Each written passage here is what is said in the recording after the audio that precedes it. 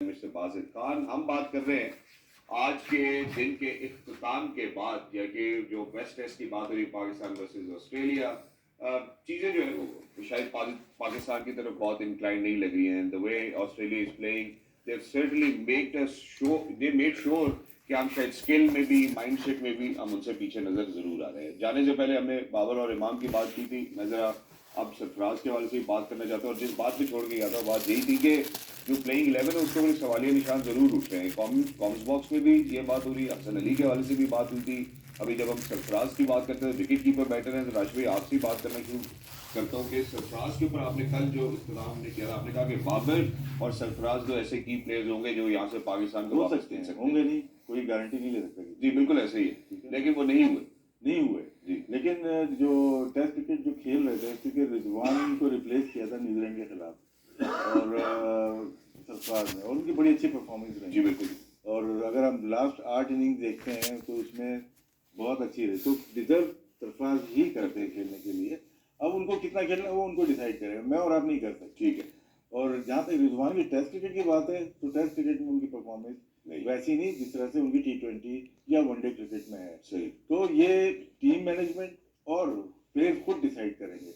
बाकी wicket keeper का issues हमारे पास बहुत ज़्यादा आने वाले हैं, आ चुके हैं टेस्ट क्रिकेट में। हमारे पास आने वाला कोई विकेट कीपर बैट्समैन ऐसा नहीं है। विकेट कीपर बैट्समैन इसलिए बोल रहे हैं कि विकेट कीपर चाहिए हमें जी। हमारे पास सारे बैट्समैन हैं जो विकेट कीपिंग कर रहे हैं। आने वाली जितनी भी फौज है जो T20 में करना चाह रहे हैं, और टेस्ट क्रिकेट 90 ओवर्स है, वो थोड़ा मुश्किल हो जाता है। तो हमें साथ साथ इनके अलावा हमने क्या बनाया, एक सोशल मीडिया पर कैंपेन चलती है, एक घंटा दूसरा आ जाता है, यही बनाया ना जी ऐसे ही। आपके पास तीसरा कौन है नजर जो कि 4 डे, कुछ विकेट कीपर जो T20 में खेल रहे हैं वो तो 4 डे खेलते ही नहीं जी। 4 डे खेलते हुए कीपिंग नहीं करते, वनडे खेलते हुए कीपिंग नहीं करते, तो लेके किसको आएंगे? तो पूरे सिस्टम पे क्वेश्चन मार्क है कि इन दोनों के बाद हमारे पास विकेट कीपर है कौन, Exactly. हम डिसाइड ही नहीं कर पाए। बाकी हसन अली को खेलना चाहिए था, शायद फिटनेस लेवल वो नहीं होगा, जो कि नेट पे भी बॉलिंग की होगी वो शायद नहीं कर पा रहे होंगे। जहाँ तक नोमान का था, नोमान के निगल से वो नहीं खेल पाए। अबरार भी दोनों, ये जो पहुंचे थे साजिद खान सुबह ही पहुंचे थे, तो उनको खिला नहीं सकते थे।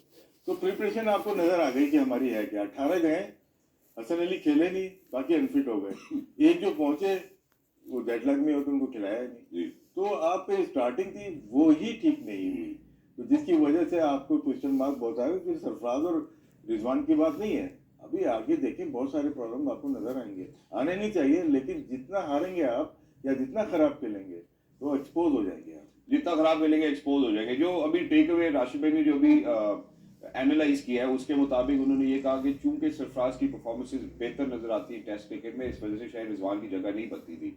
जब हमने बिल्कुल टेस्ट मैच का प्री मैच हमने आगाज किया था सुबह में, उस दिन हमने एक बात की थी कि जो सिलेक्शन अभी नजर आती है वो हमें डोमेस्टिक सर्किट से नजर आती है। तो आपको लगता है कि डोमेस्टिक सर्किट के वेल सूटेड ही हमारी प्लेइंग 11 खेल रही है?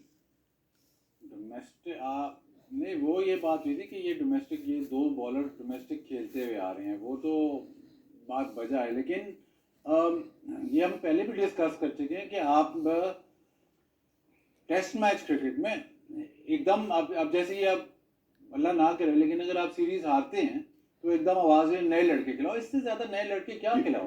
तो आप किसी लड़के को बिल्ड ही नहीं होने दे रहे।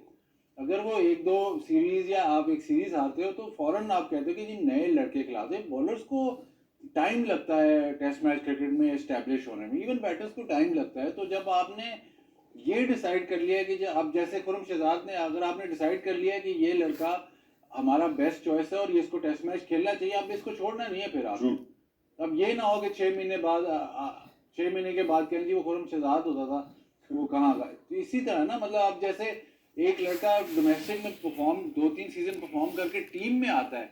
देखिए दो चीजें होती हैं, टीम में आना बहुत मुश्किल होना चाहिए और टीम से फिर निकलना भी मुश्किल होना चाहिए। ये नहीं है कि ये टीम में आसानी से आ गए और निकल भी आसानी से गए। तो वो आप डेवलप कैसे प्लेयर होगा? बाहर बैठ के तो कोई प्लेयर डेवलप नहीं होता। ऐसा नहीं है कि 2 मैच खेल के तो आप कहेंगे जी हाँ जी ये प्लेयर डेवलप हो गया। वो तो बड़ा खुशकिस्मत प्लेयर होता है, जैसे साउथ शकील है जिसने आती वो में इतना कर दिया कि वो खेल ही जाएगा, वो बहुत खुशकिस्मत प्लेयर होता है। लेकिन डेवलप थोड़ा आपको करना पड़ता है। ये बड़ा इशू रहा है स्पेशली टेस्ट मैच क्रिकेट में। हम देखते हैं T20 उसमें T20 वनडे में आपको उसमें इतनी ज्यादा चेंजेस नहीं है। Test match series by series वो कल Changes. एक दिन कल परसों राशिद भाई ने वो ट्वीट शेयर की हुई जी। थी पिंडी टेस्ट में, तो वो तो 7 चेंजेस है हमारी टीम। अब वो कितनी देर हुई है पिंडी टेस्ट में? जी। तो ज्यादा देर नहीं हुई। ऑस्ट्रेलिया में मार्च 2022 और दिसंबर 7 चेंजेस हमारी टीम में, उनकी टीम में 1 चेंज है, दैट्स इट। उसके अलावा और कोई चेंज नहीं। तो मेरा ख्याल है जो आपने बात की कि जब आया है कोई तो उसके बाद जाना भी उसके लिए जरूर मुश्किल होना चाहिए। वापस सरफराज की जाने आता हूँ, आपको जरा कुछ विजुअल रिप्रेजेंटेशन भी दिखाता हूँ क्योंकि टेस्ट क्रिकेट के हवाले से बात हो रही है। तो जिस डिलीवरी में वो वापस भी गए, मेरा नहीं ख्याल था कि यार वो टेस्ट क्रिकेट की जब हम बात करते हैं कि इस किस्म की स्ट्रोक मेकिंग होनी चाहिए थी, but it was very unfortunate to see because शायद as Pakistanis, as viewers, we were thinking that today Sarfraz is going to sail our boat, and unfortunately on any given day, it can be either way as well. Yes sir, जी राशिद भाई। जी नहीं ball बहुत अच्छी की यहाँ से ना उन्होंने, ये जो बॉल की है स्टार्ट में, ये यहाँ से बड़े बड़े बैट्समैन यहाँ से आउट होते हैं। ये सामने अगर सामने स्विंग होगी ना, यहाँ से आपको बचना मुश्किल है। लेकिन क्या है, आप लेट हो रहे हैं जिसकी वजह से बॉल को टाइम दिया आपने, क्योंकि दूसरे एंड से जो बॉल कर रहा है शायद शॉर्ट ऑफ लेंथ बॉल कर रहा है, वो आप मैनेज कर रहे हो, या स्टार्ट में कुछ बॉल की आपको सेटअप किया, ये देखें ना आपको थोड़ा बाहर की, वहां से आपको बॉलर का एक्यूरेसी देखें ना कि जहां से वो लेके आना चाहता था, जैसे शान मसूद का आउट किया कल, तो आज उन्होंने सेटअप करके इनको भी आउट किया।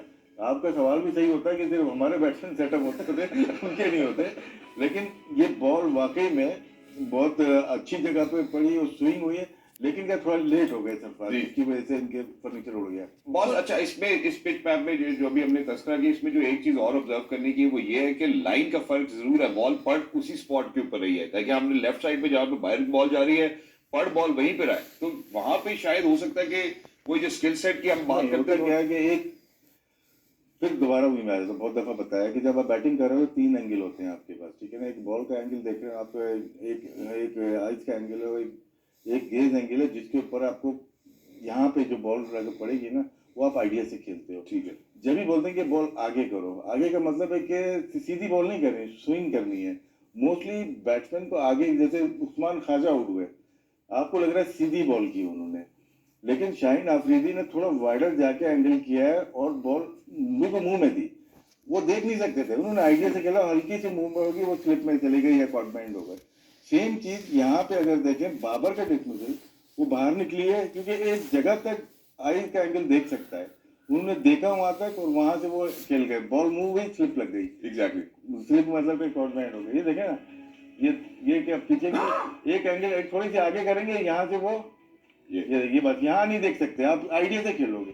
तो यही चीज सेम सरफराज और उनका डिसमिसल आप कह सकते हो कि ये ऐसा हुआ, ये बनाया, सेटअप बनाया ना, ऊपर बॉल रखी, उसके बाद आगे लेके गए, पीछे की बॉल आप मैनेज कर सकते हो, यहाँ से बस आप आइडिया से खेलते हो, जिसकी वजह से आपको प्रॉब्लम होती है।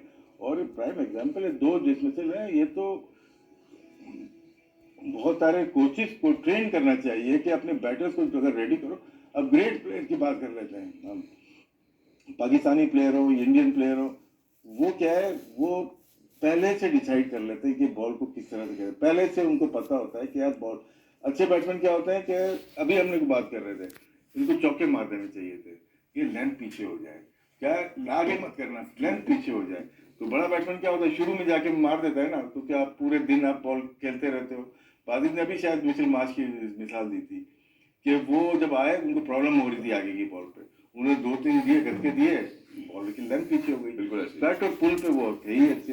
तो ये बैट्समैन ने डॉट बॉल खेलोगे तो ये अच्छी बॉलें पड़ेगी आपको इसीलिए कहा जाता है कि आप 1 रन लो, या जो बुरी बॉल है उसको चौका मारो, बुरी बॉल को छोड़ो नहीं, ना रोको। तो ये अब फर्क है, मॉडर्न डे क्रिकेट की डेफिनेशन पता होनी चाहिए, सिर्फ बोलने से मॉडर्न डे क्रिकेट नहीं खेलने लगेंगे, उसकी डेफिनेशन पता होनी चाहिए। जी इसमें मतलब बिल्कुल अगर नॉर्मल सी मैं बात करूं, जो डिफरेंस आप देख रहे हैं ना, पर्थ में मैच हो रहा है, पेस है, बाउंस है, वो बात बिल्कुल ठीक है, बट उनके जो फास्ट बॉलर्स हैं वो हमारे फास्ट बॉलर्स पे ऑन एवरेज 3-3, 4-4 इंच लंबे हैं, उनके रिलीज पॉइंट ऊंचे हैं और बॉल वो पटकते हैं पिच पे। तो ये जो पेस से बीट होना, ये बाउंस और पेस दोनों एलिमेंट है। जब वो बैकफुट पे आप जा रहे हो और बाउंस मिल रहा है तो आप फ्रंट फुट पे दोबारा नहीं जाओगे, क्योंकि कमिंस हो गया, हेजलवुड हो गया, स्टार्क हो गया, ये स्लो बॉलर नहीं है, तेज हैं। और इवन मिचेल मार्श जो है वो भी मतलब छोटा नहीं है, वो भी 6 फुट 2-3 इंच है, तो वो True. ये बहुत बड़ा डिफरेंस है। एशेज में सबसे ज़्यादा सब जब इंग्लैंड जाता है ऑस्ट्रेलिया, तो सबसे बड़ी डिस्कशन इसी पे हो रही होती है। एक तो पेस और बॉलर ऐसे हो जो लंबे आके बॉल पटकें। जी। अगर आपको याद हो जब ये एशेज है तो ट्रेमलेट को लेके गए थे क्योंकि वो लंबा था और बॉल मारता था पिच पे, तो वो एक डिफरेंस जरूर है। आप पर्थ बहुत तेज पिच है, बहुत ज्यादा बाउंस है, बट उस पे अगर आप एक बॉलर है, लंबा बॉलर है, लंबा बॉलर आपको पिंडी में भी बॉलिंग कर रहा होगा तो आप हिचकिचाओगे फॉरवर्ड जाने में।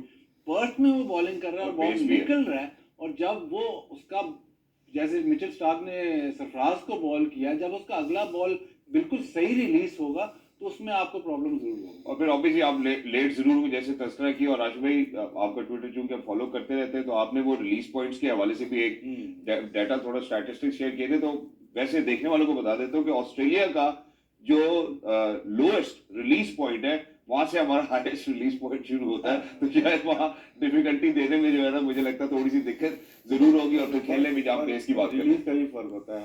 हमारी जो बॉडी मैकेनिज्म है ना, वो हमारे इन्वायरमेंट यहाँ है पाकिस्तान के लिहाज से, जो सरफेस है, मारते है, रिलीज है, जंप है, फॉरवर्ड जंप है, और वो यहाँ के लिहाज से, तो वहाँ पे यही बॉलर देखिए पेस कम नजर आ रही होगी। आप बोल रहे क्या हो गया इनको, ये कभी कभार ऐसा होता है कि आप वेट ट्रेनिंग ज्यादा करने लगते हो, और कोई इशू नहीं है। सही। वेट ज्यादा कर लिए, आपके फ्लेक्सिबल मसल होते हैं, टाइट हो जाते हैं, तो आप, लेकिन यहाँ पे जो इशू लग रहा है हमारे बॉलर्स का, टाइम लगता है यहाँ पे, इतना आसान नहीं है।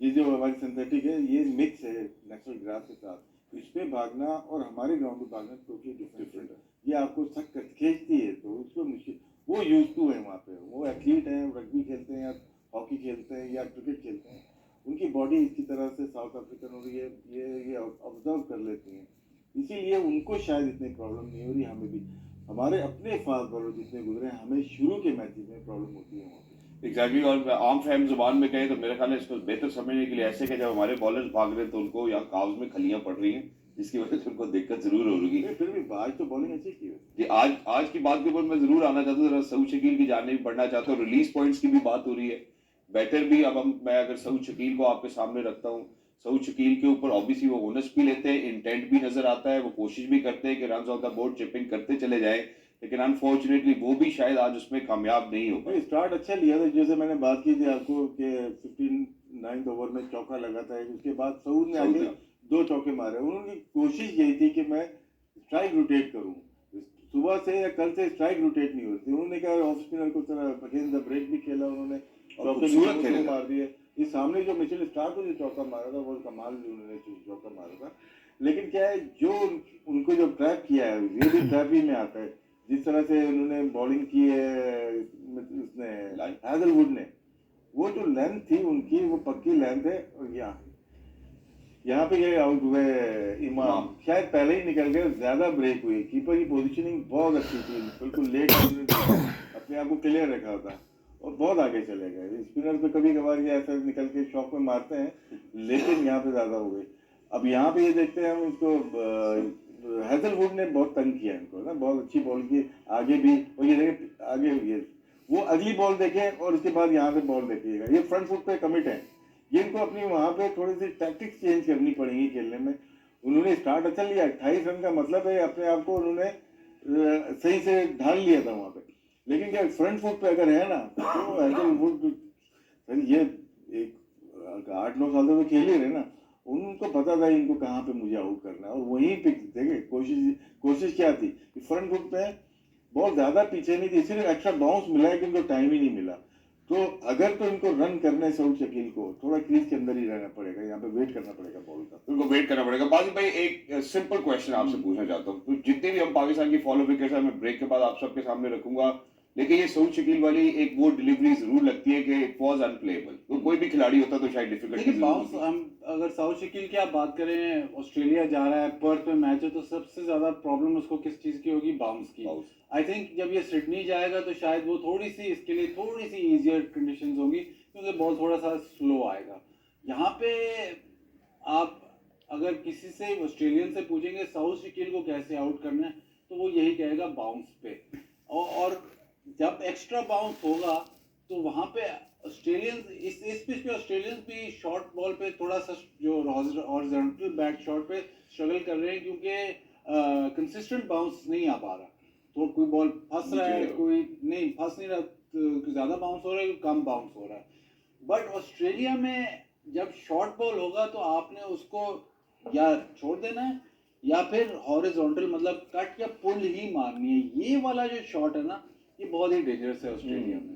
ये पाकिस्तान स्लो पिचेस पे तो आप मैनेज कर जाते हो कि राइड कर लिया बाउंसर को, ऑस्ट्रेलिया में नहीं होता। ऑस्ट्रेलिया वाही जगह, साउथ अफ्रीका में भी बहुत कम होता है कि आप राइड कर जाओ बाउंसर को। तो ये शायद बिकॉज पहली इनिंग है उसकी ऑस्ट्रेलिया में, पहली दफा वो पर्थ की पिच में, शायद अब वो 8 साल बाद पर्थ में दोबारा खेले, तो पहली इनिंग है उसकी ऑस्ट्रेलिया में। खेल बहुत अच्छा रहा था, बट ये वाला जो शॉट है वो नेचुरली वो खेल गया क्योंकि बॉल किक कर गया, बट ये वाला शॉट बहुत डेंजरस है। आपने उसको या पुल मारना है या छोड़ना है, क्योंकि ऑस्ट्रेलिया में कहते हैं अगर आप ऐसे खेलोगे तो वो ऐसे खेलेंगे तो वो तारा बन जाएगा, जो आम फैम क्रिकेट की जुबान में कहा जाता है। मैं जरा एक वक्फे की जानिब बढ़ना चाहता हूँ, but Saud Shakeel certainly looks like as if he can certainly provide Pakistan with a silver lining। 28 run उन्होंने बनाए 43 गेंदों पे, जिस तरह से वो खेल रहे थे, जिस तरह से उनका इंटेंट था, he got the scoreboard running and I think this is something which we needed as well। मैं जरा वक्फे पे जा रहा, वापस आऊंगा तो जहाँ मैंने अभी बाजू भाई से, राशि भाई से बात की कि सऊद शकील की एक वाहिद डिलीवरी लगती है which was difficult और unplayable। बाकी फॉलो विकेट्स के ऊपर भी जरा दोनों की राय लेना चाहूंगा after short break. Don't go anywhere, will be right back. Game on.